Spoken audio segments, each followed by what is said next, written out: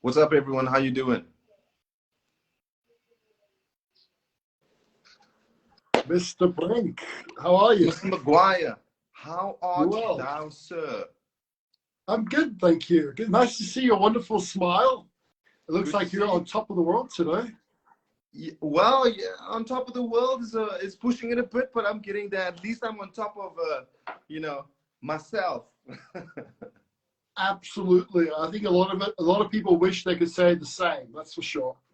100%, 100%. Hey, well, I'm not even going to waste any time.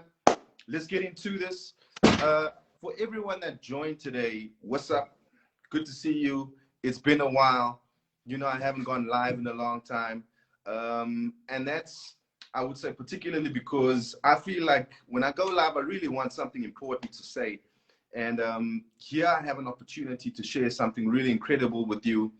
Everyone that knows me knows that my job entails the entertainment industry, but has also gotten to know me as someone who's really, I would say, health conscious, someone that's fitness conscious, and someone that really has a love and a discipline for different training modalities.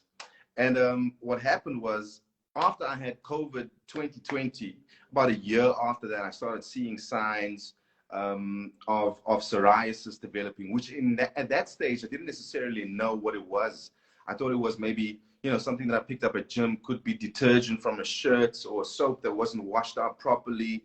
And I started getting really like itchy and rashy and stuff, which then escalated. I saw GPs, my ears got blocked. They thought that they had to like rinse out my ears. They did that. I felt like a bursting eardrum. The GPs then sent me to go see specialists. The specialists found out that I have skin growing in my ear and nose canal because of the psoriasis, which is an overproduction of skin. Am I right there, sir? Absolutely right. Yeah, yep. So it is an immune reaction to the overdevelopment of skin. That's correct. Yes. So got to the point where I felt like I was going deaf, lost hearing, had to go see an audiologist, did tests, pressure tests, and they said that I did lose a percentage of my hearing in a certain frequency range because of the skin that's growing over my eardrum and everything. Long story short, I started feeling progressively worse, brain fog, moody, emotional. My life really I just felt like I couldn't really concentrate the way that I used to. And for any guy that's over 40, I mean, when you go into the gym and you start feeling like you're not getting a pump anymore, you can't maintain or hold on to muscle anymore. It feels like you're not really growing. You're always holding water. You know, your energy is lagging. And then also, you know, libido, you start thinking, okay, I'm over 40. Did my testosterone drop? What's going on? Do I need to go do testosterone replacement therapy? How does all of this how does it fit together? And then the universe gave me an answer. My wife, Steph, had to go compete at the Toyota 4x4 Challenge. And Justin Maguire was one of the competitors. And I must tell you guys, it was really just, you know, a divine moment, a universal moment for me to meet this incredible gentleman. And for all of you guys who are interested in finding out what this live is about, I'm going to let Justin introduce himself and what it is that he does. My brother. Clint, thank you so much. And it was an absolute pleasure. And it continues to be one since we met last year as well. From anybody that knows me as well will know that I am very much a hermit, you know, living under my rock. So I didn't even know that Clint was an actor when coming upon meeting him in person. And it was just literally two bros hitting it off with a common interest and love within health and helping other human beings. And Clint does such a good job in enabling other human beings with a positive mindset and also in the direction as to how they can go about improving their own health when they're struggling, you know, with disease or the progression toward disease. So a little bit about myself. Born South African, lived overseas for many a year, came back, and I'm so happy to be back home. Proudly South African for that matter as well. Specialize in integrative medicine, work alongside the doctors in doing so. My background is predominantly in that of biochemistry and nutrition. However, I've got very good understanding within the basics of pharmacology and progressive pharmacology, such as in the progressive science of peptide therapies and enzyme therapies too. So yeah, Clint and I came upon one another, and we just got to talking. And I shared my experience of having autoimmune disease prior to actually being able to be in a position to compete at the Toyota Challenge last year, which up until about a year and a half prior to the challenge, a year and a half prior to that, I was completely incapacitated. I wasn't able to even speak for 3 days at a time because of the amount of inflammation that my brain was under was so severe and immense that my ability to be able to verbally articulate myself was taken away, let alone what had happened to my body. From having had a history of being competitive in fitness and sport, bodybuilding and martial arts, to having it taken away in a matter of months was really debilitating and depressing. And to the further point, I was also, although I have a lot of friends who are doctors and I respect them highly as such, the conventional medical institution really let me down. It was only after 12 doctors that I eventually got some form of relief toward giving me directional change for my body to get to the position where it doesn't no longer need any medication in order to feel normal. And now, I've been off of all my SSRIs, which is not just used for depression in the mind, but also used for depression in the body, which is often the case with autoimmune diseases, for a good 9 months, completely free of any SSRIs. And it is really due to, thankfully, due to integrative medicine as to how I was about to do so. And then sharing this all with Clint, he gave me the intimate understanding behind his psoriasis and how it came on, particularly after the onset of having contracted COVID and the progression of the disease. And everything just started clicking together as to how we could help the world through helping him to become better acquainted to the possibilities that integrative medicine has toward healing people that are struggling with autoimmune disease. On that topic right there, Justin, for everyone out here now, when you say integrative medicine, what type of approach is that? How does that differ from the conventional approaches that's out there? Great question. So integrative medicine incorporates the use of pharmacology, nutraceuticals, and peptides, hormone replacement therapies, bioidentical hormone replacement therapy. So it's, in essence, to sum it up, it is a combination of ancient medicine practice or alternative medical practices, from Chinese medicine right through to naturopathy, to acupuncture, to chiropractics, as well as the inclusion of Western medicine in terms of its incorporation of pharmacology. So it's a merger of concepts. And it's very much so needed, because up until recent years, up until about 10 years ago, there was a big stigma against either or. So, you had the natural folk that followed traditional alternative medicine, citing that doctors were just drug peddlers, doctors just citing that alternative medicine practitioners were just quacks and charlatans, selling snake oil. Meanwhile, there's a happy medium to be met in the inclusion and incorporation of both, if you know how to do so. And I think it's very, very important for everybody to understand that any pharmaceutical drug is never meant to be used as a continual element in one's life, as a permanent feature, but rather it's meant to be utilized for a short period of time in order to induce directional change in physiology.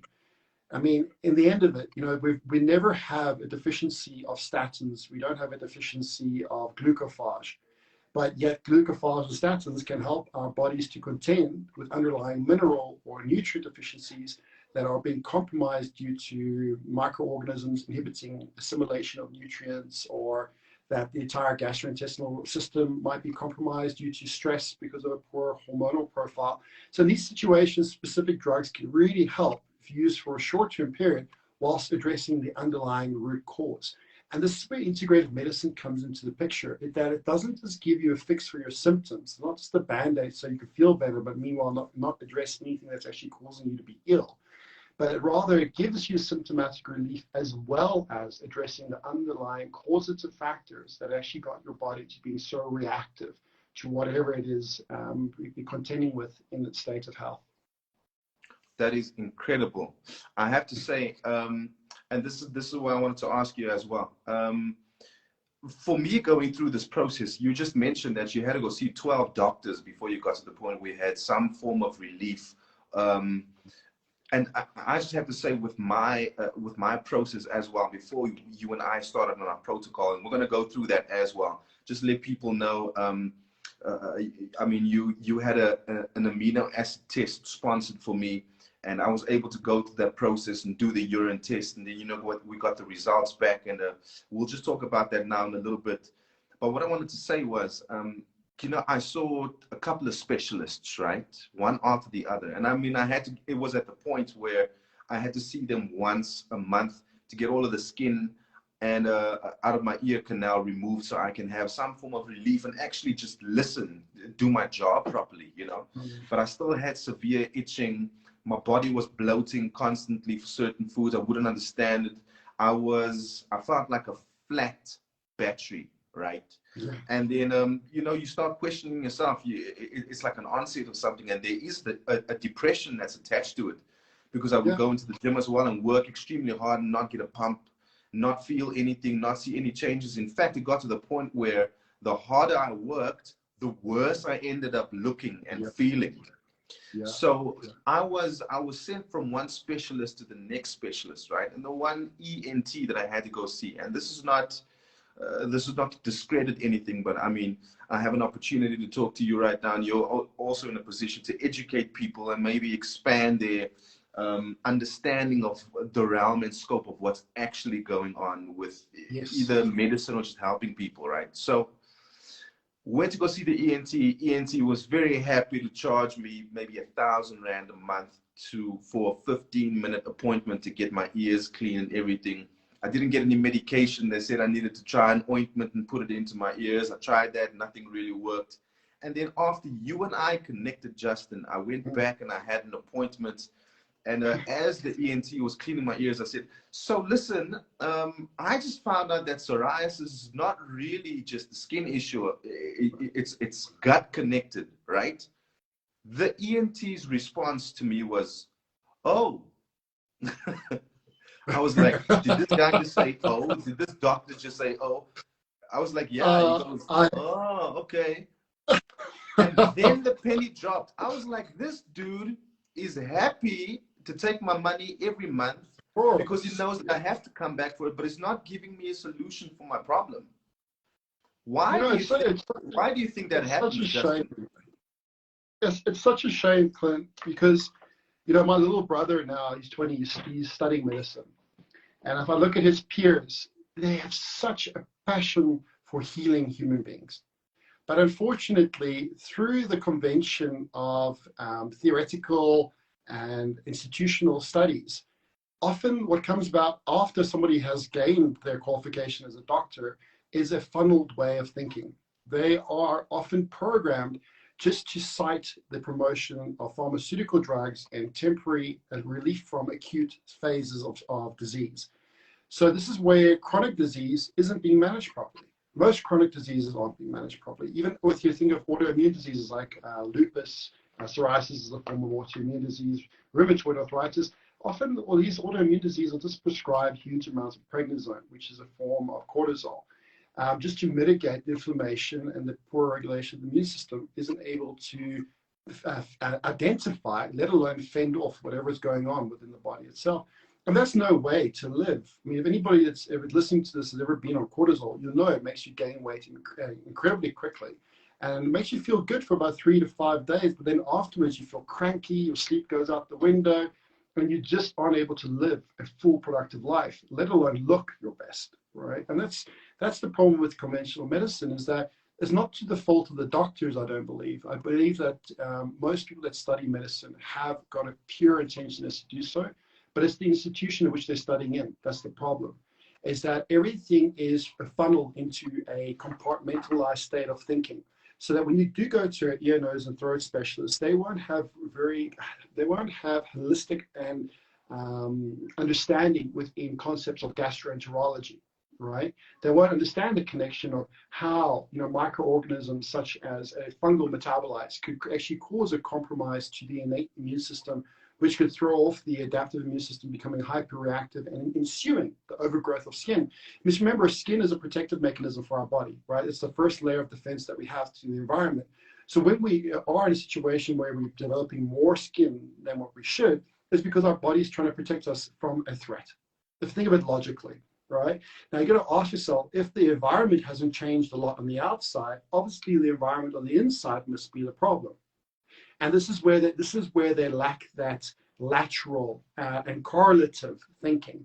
And this is where, you know, the future progression, the evolution of medicine needs to take on a leap of understanding in the integrative approach, whereby, you know, doctors have their specialties, but more and more folks like myself can come onto the scene within the medical paradigm, providing supportive mechanisms of diagnostics to show doctors areas whereby they may not be specialized in, or whereby they may not have the time to go through these detailed levels of diagnostics. Because, you know, the nature of my work, just for your labs alone, Clint, it took me 5 hours and 20 minutes to analyze all your lab work before even implementing the protocol, right? I mean, how many specialists have 5 hours and 20 minutes to look at lab work appropriately? They'll get a lab sheet and they'll see the reference ranges that be given to them from a pathology company, whether it be Lancet or Ampath.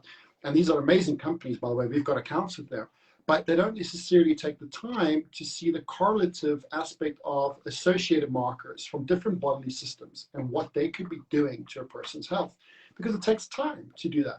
So they'll look over things, and if nothing is critical, if nothing is showing to be critical, they'll just tick it off as you being okay. And to that further point, do you know that in conventional medicine, the range that deems you to be okay or healthy is only 5% outside of the state of disease? That's right, 5% outside of the state of disease, and you can be deemed okay by a doctor. Yet that's 95 of either it's 90% of the range that you can be within and still be okay. In integrative medicine, that range is far more narrow. It's actually only a 30% and not a 90% range. So the standard deviation, for people to understand statistics, is far more narrow. And the p-value too, its accuracy is far more accurate as to what's actually deemed to be healthy, as opposed to what conventional medicine has allowed doctors to ascertain what a state of health is. And this is part of the problem as well, is because most of the people I help have gone to doctors and they've been given a clean bill of health, yet they're having symptoms. Now, something doesn't compute. If you, excuse my language, but if you're feeling like SH1T and your labs are saying everything's okay, then there's something wrong with the diagnostic process. Because there cannot be so many cases of psychosomatic illness as what is out there. Because I've had 90% of my patients come to me with being given a clean bill of health, yet are struggling in life. Now, you're telling me 90% of people that I'm seeing have psychosomatic issues? I don't believe so. I don't think that's the case at all. And this is the problem, is that if the objective findings don't add up to the subjective input that the client is or the patient is giving the doctor, they just immediately strike it off as being psychosomatic. You know, I had the 11th doctor that I went to go see embarrassed me so much so I was in the hospital for a week undertaking a huge array of different diagnostics. And I remember him coming up to me and saying that he's going to, in front of everybody in the ward, he's going to get a psychiatrist to come and help me. Not that there's anything wrong with seeing a psychiatrist. I'm all happy to see a psychologist for mental performance and everything else. Next minute, this lady comes in, and I have a case history from my youth. She starts talking about my past. Now, I've got a bit of a private past that I don't want everybody to know about, in front of everybody in the ward, and basically trying to chalk up the fact that I was making up all these symptoms just to be there for sympathy. Now, I've done cage fighting for 5 years when I was in the UK. I did bodybuilding from the age of 19 years old. Believe you me, and I did it at a high level when I was in the UK. You don't get to 138 kilograms without being able to take pain. Okay, this just doesn't compute. Definitely. You know, for someone to tell me that I'm making up stories about my pain, which was extremely, I mean, it was debilitating, completely debilitating. But you go through such extreme pain, to say for someone to tell you that you're just looking for sympathy, given my history, I was like, these people are absolutely up their own arse, not knowing their elbow from their arse. And I decided, you know what, I'm going to go on a journey. And I had already studied biochemistry for quite a few years up until that point. So I understood the fundamental basics. But then I threw myself into the deep end. So I've acquired about 14 years of education in terms of 2 degrees I've attained and 15 postgrad diplomas in a period of 4 years. So give you an indication as to how much I literally threw. I'm an extremist like you, Clint. When we do something, we do it properly, right? It takes us a while to be motivated. Once we're motivated, we get in there. And thankfully, I came to meet some really good doctors, and one in particular who lives here in South Africa, Dr. Ahmed Hafaji, an amazing human being, a specialist of note, knows the human body inside and out. It has helped so many people alleviate their symptoms of extreme conditions such as stage 4 cancer, has helped countless autoimmune patients, and he helped guide my education 4 years ago. And him and I work together now on a lot of critical cases that require a bit more of a specialist, hands-on effect with like specialized IV protocols or stem cell protocols or extracorporeal blood perfusion techniques, amongst many others that he has as well. But the way in which I come into the equation is doing the background diagnostics and making sure to do that to the nth degree, give the right nutrient, pharmaceutical, hormone, peptide support under the guidance of doctors, obviously. And yeah, the outcome has just been absolutely incredible. So yeah, that's the problem. Just to go back to your question, I'm probably really going off on a tangent here. Not at all, not at all.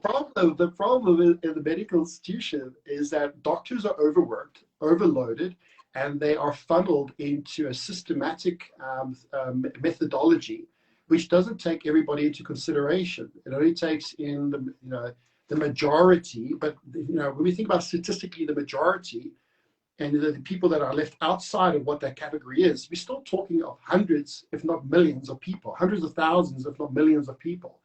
Just because you are only part of the 5% of the statistic of South Africa, 5% of, say, 70 million people, it's 3.5 million people. It's a lot of people that are struggling, unnecessarily so. So this is the problem, is that they are deeming a lot of their prognosis based on statistical norms, and so many people fall outside of the realms of what those norms actually are. Yeah, yeah.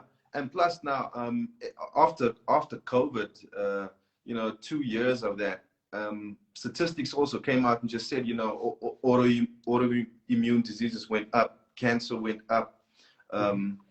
Obviously we saw that suicide rate also went up. And I just found, like, for myself, right, after speaking to you and having conversations with you and going through the protocol and different medications that I've been taking, even like the antibiotics I was put on before I had an opportunity to meet up with you, I felt rancid. Like, I felt really horrible. And to the point where that was my experience of life. My thoughts were not really positive. Everything was dialed down and really.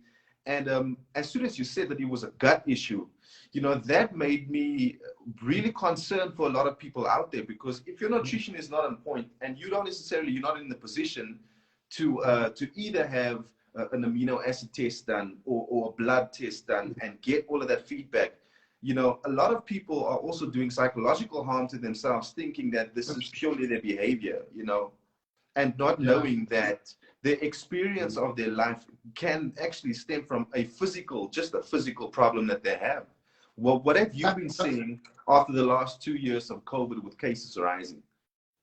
Man, depression and anxiety going right through the roof. And exactly that. It's such a shame because people are chalking it up to their lack of willpower or their lack of being able to push through. And to be honest, it's got nothing to do with that, guys. Like, I'm here to tell you, I used to be a drug addict up until about 5 years ago. And the reason why I'm bringing that up today is because often people will have the same type of stigma toward an addict, right, as they would to themselves when they aren't able to perform. An addict, whether it be a sugar addict, a person that's obese and eats too much sugar, or whether it be a cocaine addict or a nicotine addict, an addict uses a drug to fill a gap that the body isn't able to fulfill itself. A chemical response that the body isn't able to really fulfill itself or regulate in the most appropriate manner. And that's why they use drugs to fill that gap, because it makes them feel normal. No human being just wants to go out there. I mean, look, when we're early in our 20s, we want to go have fun and, let our hair down, proverbial hair, in your case, in my case. But in reality, nobody wants to, feel like they were dying. And a lot of people tend to go that way of addiction or anything else because they feel like they're dying in some way or some form, and it makes it feel normal for a little bit. Now, the same thing is, the reason why I'm bringing this up is, after COVID, and it wreaked havoc throughout the world, what I've come to understand is a lot of the antigens from COVID itself, the viral structures, the carbohydrate and the fat molecules are so foreign to anything that our immune system has ever seen, that our immune system is trying to keep up with it as quickly as it possibly can by increasing the quantity of B cell response, right? Which it also is going to have an impact onto the regulatory T cells.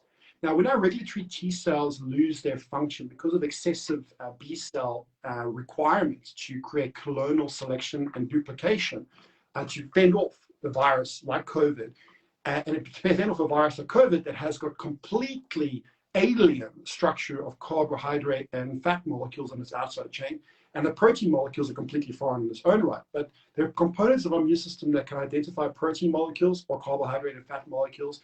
And the carbohydrate and fat molecules are independent B cell activity as opposed to dependent B cell activity, which is that of T helper cells. But in this whole construct, identifying the virus requires a lot of work from our immune system because it is such a foreign landscape. So in doing so, when we throw off the activity and the health of the activity of T helper cells, this also negates the activity of our innate immune system to mount a defense against microorganisms that we're exposed to every single day from the food that we eat. You understand, like, the biggest reason why we are here and why our species has been able to evolve and survive the environment is because of the way in which our immune systems have adapted over centuries, right? Now, if you down-regulate your immune system's capacity to be able to identify what is going on just through your diet alone, let alone if you are having other lifestyle factors like drinking a lot of alcohol, eating a lot of sugar, or other unwanted lifestyle factors like taking a lot of drugs or whatever it might be. And a lot of people went down that road. Hey, a lot of people, when they lost their jobs, and this is a whole other subject on its own right, financial pressures, everything else, this compounded all of this. So you've got a situation whereby a viral influence has completely altered physiology in people, which they're not even aware of. And then on top of that alteration, your innate immune system that's supposed to defend you against pathogens entering in from the food you eat has now down-regulated on its own accord. So all those evolutionary cycles that your immune system has gained momentum and strength is now being hampered and lowered down against because of what's going on with the adaptive immune system trying to keep up, providing antibodies. Now, with all of that, once you start to down-regulate the innate immune system complex, your methylation rates get thrown off. Now, methylation is very important for the production of neurotransmitters, and particularly neurotransmitters that give you a sense of motivation and drive or a sense of calm and structural balance throughout the body. As soon as you start to inhibit or compromise the production of dopamine, compromise the production of serotonin, although these neurotransmitters have very different functions in the brain, in essence, if either of them are down-regulated function, depression will come into effect. So you got a person that's really now their natural state, even if they had the best job, the best company, money wasn't a problem, they're going to start seeing the world in a different perspective because their natural process of methylation has been thrown off. Now, couple that or compound that with them losing their jobs. What do you think any sane, and I'm saying sane in the context of an insane circumstance would do? They're going to want to escape. So they're going to want to turn to alcohol. They're going to want to turn to drugs. They're going to want to turn to any form of means to be able to see themselves through their days. And this is why we saw a massive increased rise of alcoholism. This is why we saw a massive increased rise of drug abuse. And you can see if you drive in the streets in Johannesburg, how many more addicts are on the streets now than there were two years ago. I mean, we've always had a drug problem in Johannesburg, but it's getting far worse, particularly since COVID came about, right? Yeah. Now you're shifting a person that's now got an environment where they're eating healthy food or they're eating unhealthy food and taking all these other toxins in an immune system that is already down-regulated. So what's going to happen? Immediately the body's going to try to surmount a defense. And it's going to do so to a point where it starts to become dysregulated and not understanding how about you're doing so. And this is where you have autoimmune compromise coming into contention, where the immune system just tries to defend itself, and it just goes on autopilot. Just defend, and it doesn't know where to switch off certain machinery within the immune complexes that enable initial inflammation, and after initial inflammation, removal of cells and a renewal of cells. But it keeps on in that cycle, which Professor Navio in the States has actually coined the cell danger response, which is an indication of the mitochondria's dysfunctional RNA sequencing to disease. And we get stuck in a CDR1, we get stuck in a CDR2, very barely able to move into a CDR3 and then eventually back into the healthy renewal cycle process. But we get stuck in those first two danger responses, facilitating cancer, facilitating autoimmune compromise. And dependent upon your familial hereditary predisposition to cancers or to autoimmune disease, it either or may be triggered. And for example, Clint, knowing your blood work and everything else, you are more of a parasympathetic dominant person like myself. What this means is somewhere along the line of how we got to where we are in this body, incarnating in this body, we've had lineage trees from all over the world. Okay, especially most South Africans have had lineage trees from all over the world.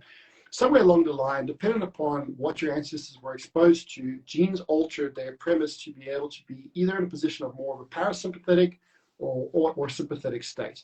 That doesn't mean that if you're in a sympathetic state, you're always stressed. It just means that your metabolism is more suited toward burning a certain type of macronutrient resource.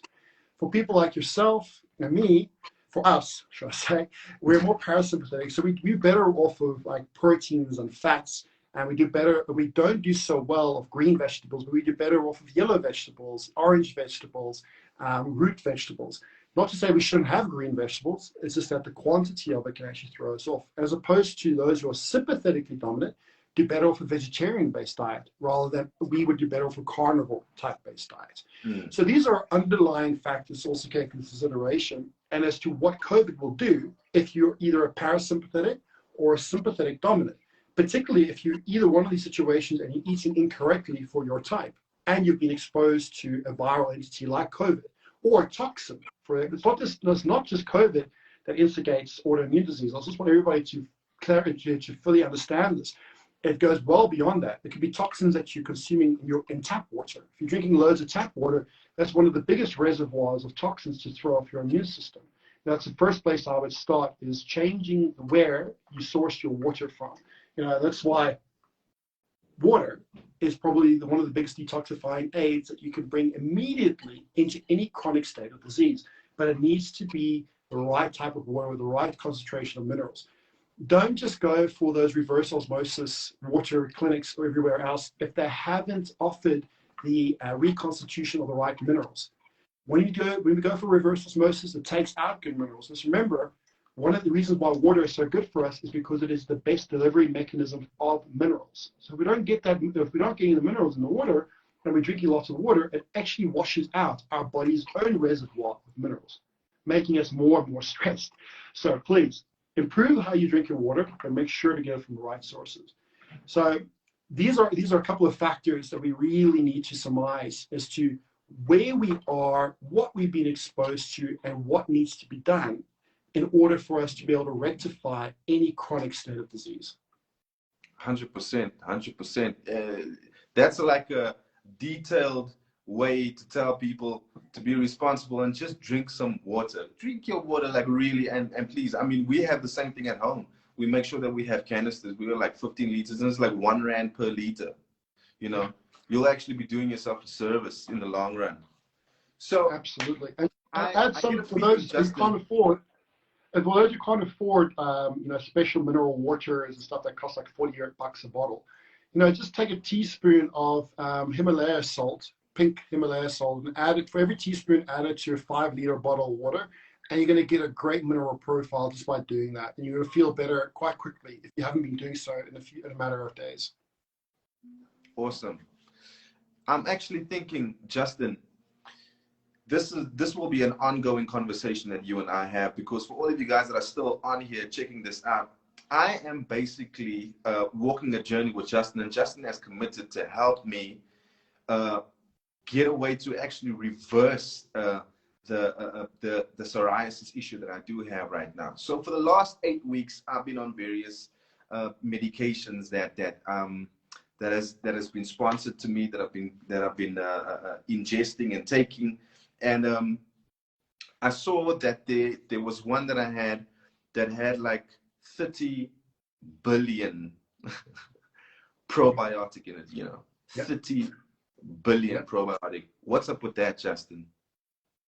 Well, you know, it's very important that the bacterial strains, first, it's not just about the quantity of bacteria in the probiotic, but it's the specific bacterial strains that are vitally important. You see, if we were to give you a certain type of lactobacillus, which is not contained in the probiotics that you've been taking, it can actually cause, in your case, commensal bacterial overgrowth, which could cause more large intestinal compromise, issuing outcomes such as constipation to come into effect, as well as an increased ammonia concentration in the brain, causing immense amounts of brain fog. So when we go about repopulating your bacterial balance, and the reason as to why we've done that is throughout your organic acids, we were able to determine that you were harboring a lot of fungus, but you were also harboring a huge amount of gram-negative bacterial overgrowth, okay, which is one of the biggest causative factors for your autoimmune disease. So once we understood what was going on, we understood the mechanism and the route of action to take in order to eliminate, replenish, and restore. But in the replenish component, before we can create restoration, it needs to be the right targeted probiotics, and it's going to be different for every single person. You know, 2 people can have candida as an example, but not 2 people necessarily should be able to take lactobacillus, or not 2 people should be able to take a high concentration of bifidobacteria, let alone the bacillus species and all the other acidophilus and amongst, you know, thousands of probiotics out there. You know, some people have to start off very slow with reconstitution of bacteria by utilizing an Akkermansia reset protocol, which is simply the use of apple skins. You know, simple, I don't know, it sounds crazy, but that makes a big difference. It really does. So it's very much so targeted to improve on the ecology, target-specific ecology improvement within your gut. And this is why we utilize the probiotics in which way which we have. Just to take a step back, you know, going into the gram-negative bacterial thing, this is something that doctors overlook all the time. And they'd say just because a bacteria isn't pathogenic, so pathogenic means it can cause disease. So just because a bacteria isn't disease-causing doesn't mean that it can't lower your innate immune defense to the position whereby your body will create its own disease, like an autoimmune disease. Yeah. So gram-negative bacteria are one of the biggest causative factors for Hashimoto's, one of the biggest causative factors for lupus, one of the biggest causative factors for psoriasis. And the reason as to why is because they release lipopolysaccharides at insurmountable amounts, which cause the immune system to be under a constant state of attack. Now, if the immune system is going to do that, it's going to have cause and effect. If you're, you know, I know you did Muay Thai, right? And so someone who came up to you and kept on trying to kick you, what are you going to do? Kick back. And that's what autoimmune disease is. It's the immune system's attempt to kick back at something that keeps on kicking at it. So after we did the amino acid test with me, you know, there were a couple of things that obviously we discovered. Like you just said, now the yeast markers were pretty high. You also told me that my dopamine was really low. B6, B12 was pretty much depleted. And you mentioned and you said that I was, in fact, your words were, after checking your results, Clint, I don't know how you managed to get out of bed. It really says a lot about what type of mentality and discipline you have to actually do that. And for the people who don't know, I mean, I usually get up at like 3:30, closer to 4 o'clock in the morning now, because Steph has to train people from 5 o'clock in the morning. So I'm usually up at 3:30 to 4 in the morning, and my day finishes around about 9, 10 o'clock in the evening, which is really rough if I have a full day, right? So you told me yeast markers are high. B6, B12 really low, dopamine really flat, like I'm a flat battery. And the protocol that you gave me, right? So far, we are entering week 8 now. And I just have to let you know. So in the beginning, just like you said it would happen, I felt really flat and really low and really emotional. I told you, and I said, I don't know, man, I don't know what's going on. It feels like I'm just like, just sad. And you mentioned that, you know, I'm detoxing and I'm going through a detoxing period. And then at a certain stage, antibiotics was also introduced at a later stage. And I have to say now, target-specific antibiotic, of course. so what's been happening now is for the last 2 weeks, I've also been training a client first thing in the morning, and I've been training with them for the last 2 weeks, right? And I've been having a really heavy filming schedule. I think for the first time in a year, I can say my clarity is spot on. I am super sharp when I'm walking on set. And not just that, it's also the way that I am able to connect with people around me has seemed to improve. I don't feel so aloof and isolated and like I'm really far removed from people. I really feel there is, and it's funny, like you said, integrative medicine. I feel a lot more integrated within myself, and it seems to manifest itself in the relationships that I have with my work and with the people around me as well. So please just, you know, if you can take, if we can talk about my results and what you prescribe for me to go through and what would be next. Absolutely, happy to do so. So first and foremost, it's very important to look at any situation from multiple viewpoints. And I didn't just ascertain what Clint needed based on an organic acids urinalysis test, which is whereby we look at certain metabolic reactions, acidic reactions that cause an effect to metabolism. But we also looked at symptomology, and we're also running some blood tests now recently as well, coming up soon, some more blood tests. And what we were able to find out with initial investigation was that Clint was indeed harboring fungal metabolites, which often has an association not only with, like people have it misconstrued that, you know, if you have candida, it must be because you ate sugar. No, like it's far from that, guys. Like the reason as to why the body allows a pH change in order for candida to take hold and create a growth effect is because it's in a stressful state. So one of the biggest unrecognized correlations is to heavy metal toxic burden and an increased rise of candida. Why does the body change its pH, its environment, to allow a foreign microorganism to proliferate, to protect itself? So in the case, for example, if you contracted COVID and right after that, 9 times out of 10, everybody that sees me that has had COVID, their fungal markers are through the roof. Why? Because the body's trying to protect itself from something. So we ascertained that we structured a 10-week antifungal protocol for Clint to follow. And in that antifungal protocol, we also dealt with underlying commensal bacterial overgrowth. We gave necessary binders in order to help remove the debris from the use of antifungals and this target-specific antibiotic, which we used for a very short period of time. The majority of Clint's protocol was incorporation of antifungals. It was only a short, brief period that we used a target-specific antibiotic.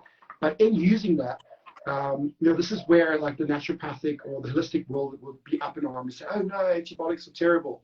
And this, you know, this is where like the conventional medical proms say, oh no, they're great, they save lives.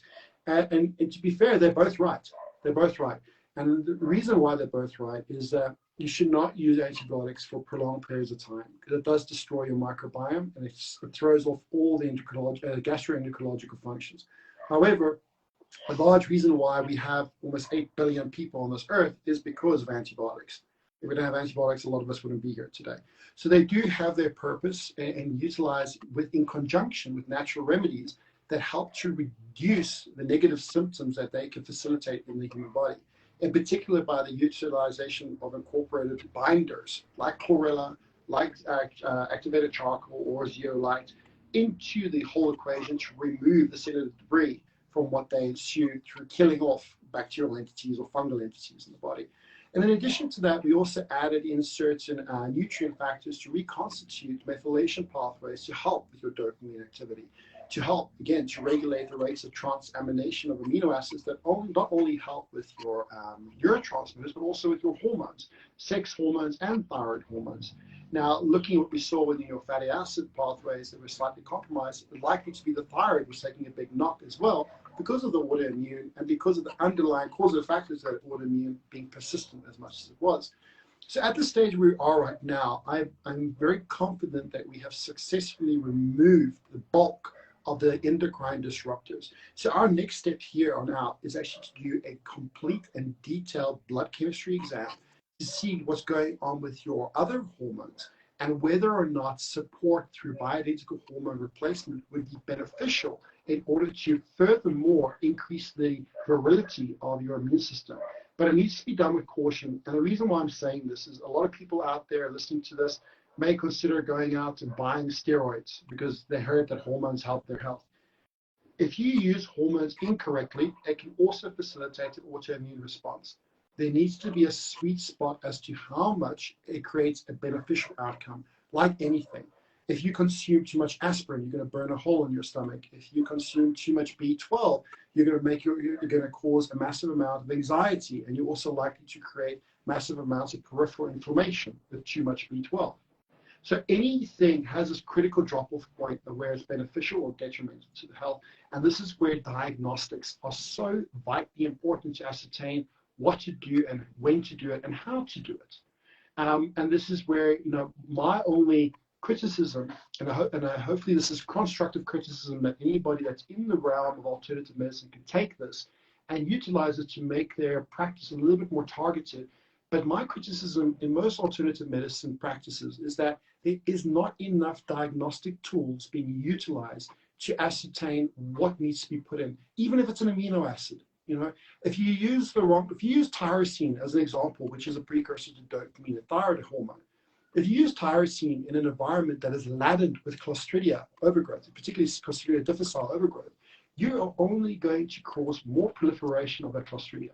So even something as insignificant, perceivingly insignificant, as tyrosine is definitely significant, if it is used, particularly if it's utilized in the wrong context, then it can be significant depressive to health.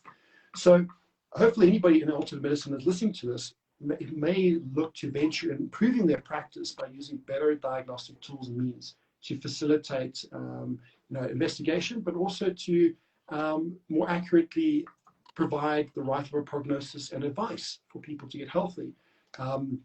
To that further point, one of your sponsors, Neogenesis, a good friend of mine, Dr. Rory and Dr. Otko, they both run Neogenesis. They provide an amazing course of live and dark and light live blood spot analysis for practitioners of all sorts, from conventional to alternative means.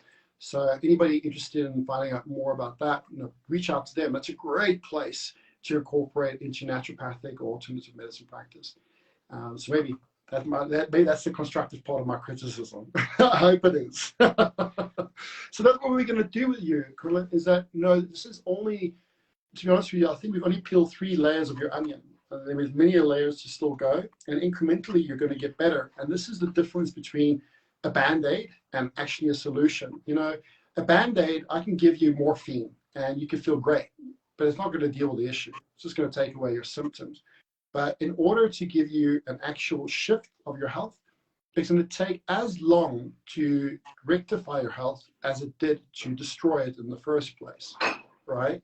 And this is something that we really need to grasp, is that you're not going to have to wait 6 months to feel a difference. You'll feel a difference from week to week to week. But in feeling different, there's also periods of hormesis. And what hormesis is a stressor whereby the body creates adaptation to creating homeostasis. Now, hormesis is not always pleasant, right? Sometimes you go through periods where you feel like crap before you feel better, like you did in the beginning.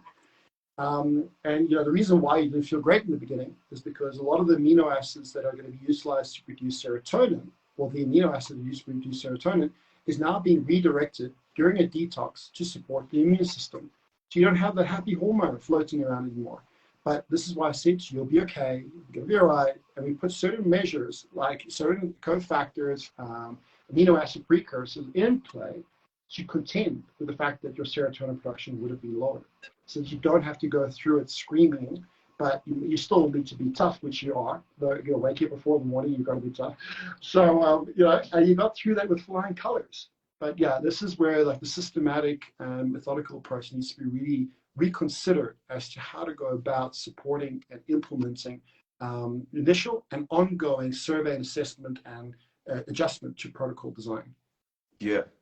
Well, I have to say, Justin, I mean, firstly, I'm really grateful for the opportunity and thankful that I met you, not just for the service that you provide and for the knowledge that you have, but because your intention and your motivation is really to help people get to experience that, you know, what your full potential is like as a human being. And I think that's our common drive in life, our common passion, is to find within our skill set, within what it is we do, is to ignite people for them to get to that point where they do experience the highest version of themselves, the highest form of themselves.